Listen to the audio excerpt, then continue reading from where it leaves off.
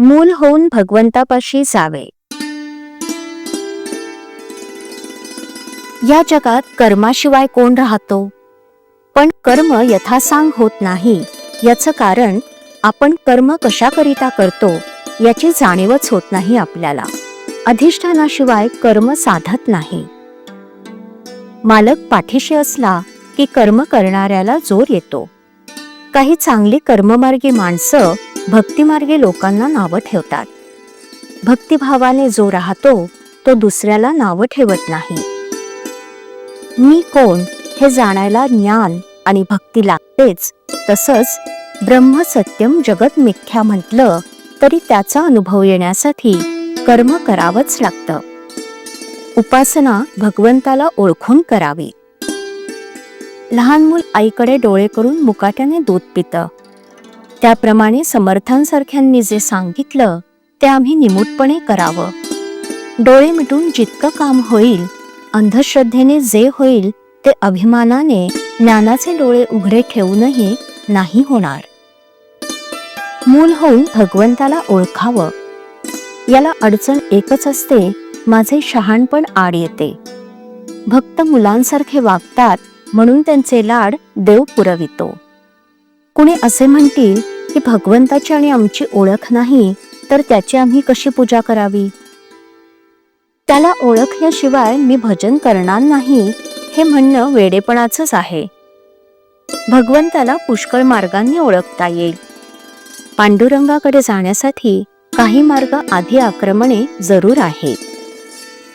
संतांनी अखंड जागृत राहण्याचा मार्ग सांगितला तो असा की देहाने प्रपंच करा पण मन भगवंताच्या ठिकाणी अर्पण करा. मन भगवंताच्या ठिकाणी स्थिर झाल्याशिवाय इतर काहीही करून उपयोग नाही. ध्येय सत्य असल्याखेरीज चित्ताची स्थिरता होत नाही. पण सत्य अशा ध्येयावर अगोदर पूर्ण श्रद्धा पाहिजे. प्रपंचात जशी प्रेमाची गरज आहे तशी परमार्थात श्रद्धा पाहिजे. देव माझा आहे असं म्हणण्याऐवजी मी देवाचा आहे असं म्हणावं, म्हणजे श्रद्धा उत्पन्न होते. समुद्राचा तरंग असतो, तरंगाचा समुद्र असतो असं नव्हे. साधनात निश्चितपणा असेल तर त्यात समाधान आहे, म्हणून साधन श्रद्धेने करत जावं. जशी श्रद्धा तशी फळे. आपण भगवंताच्या स्मरणात निर्धास्त असावं. प्रपंचात कधीच धीर सोडू नये. ज्याप्रमाणे मुंग्यांची राणी जागेवरून हलवली की तिच्या मागे असणाऱ्या हजारो मुंग्या तिच्याबरोबर नाहीशा होतात, त्याप्रमाणे एक देहबुद्धी काढून टाकली की आपल्या मनात उठणारे हजारो संकल्प नाहीसे होतात. या देहबुद्धीच्या पलीकडे गेल्यावर जे ज्ञान होतं त्यालाच आत्मज्ञान म्हणतात. असं आत्मज्ञान झाल्यावर जे पूर्ण समाधान मिळतं तेच खरं भगवंताचं दर्शन होय. श्रीराम. श्रीराम जय राम जय जय राम. श्रीराम जय राम जय जय राम. श्रीराम जय राम जय जय राम. श्रीराम जय राम जय जय राम.